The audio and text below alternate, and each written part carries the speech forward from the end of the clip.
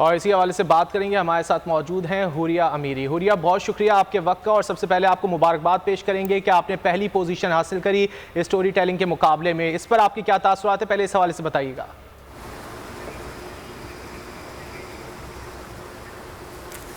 Thank you so much for inviting me. Obviously ये मेरे लिए एक बहुत बड़ी बात है अपने मुल्क को रिप्रेजेंट करना, और इतने बड़े प्लेटफॉर्म के ऊपर आई एम वेरी हैप्पी, और ये इमोशंस आर इनक्रेडिबल। अच्छा हुरिया, ये बताइएगा किस किस का सपोर्ट आपको हासिल रहा वहाँ पर हिस्सा लेने में और फिर उसके बाद जीतने में, और ये भी बताइएगा जो एक टॉपिक आपने डिसाइड किया उसकी वजह क्या थी?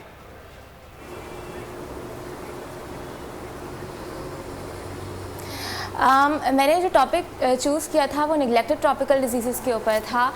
एनटीडी जो बीमारियां होती हैं, आज भी दुनिया के अंदर 1.7 बिलियन से ज़्यादा लोग इन बीमारियों से अफेक्टेड हैं, और पाकिस्तान पूरी दुनिया में Pakistan is having the 9th highest burden of NTDs, जबकि the highest burden in Middle East. तो ये जो टॉपिक सेलेक्ट करना था मैंने यही हम लोगों की जो रिक्वायरमेंट थी वो ये थी कि जो पार्टिसिपेंट्स हैं उनके कंट्री के अंदर जो निगलेक्टेड ट्रॉपिकल डिजीज़ हैं उन्होंने हाईलाइट करना है।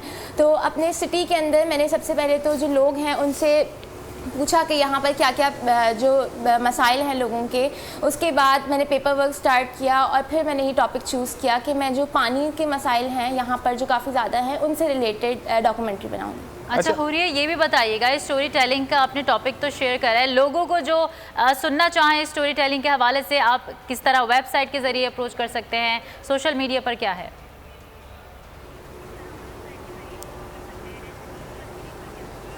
ये कंपटीशन मैंने सोशल मीडिया पर ही देखा था, फेसबुक और इंस्टाग्राम के थ्रू। ये जो इंटरनेशनल ऑर्गेनाइजेशंस हैं यूनाइटिंग टू कॉम्बैट एंटिटीज़ और यूथ कॉम्बैटिंग एंटिटीज़, जिन्होंने ये कंपटीशन ऑर्गेनाइज़ करवाया, ये एक्चुअली वर्ल्ड हेल्थ ऑर्गेनाइजेशन के साथ भी रिलेटेड है, और इनका जो मेन एम है वो यही है कि निगलेक्टेड ट्रॉपिकल डिजीज़ के बारे में लोगों को अवेयर करना, और 2030 तक इनका एम है कि 20 डिजीज़ जो हैं निगलेक्टेड ट्रॉपिकल डिजीज़ उनको एलिमिनेट करना, जिसके अंदर पाकिस्तान भी शामिल है। तो ये कंपटीशन 39 कंट्रीज़ के अंदर से हुआ था, जिसके अंदर 400 एलिजिबल एंट्रीज सेलेक्ट की गई थी।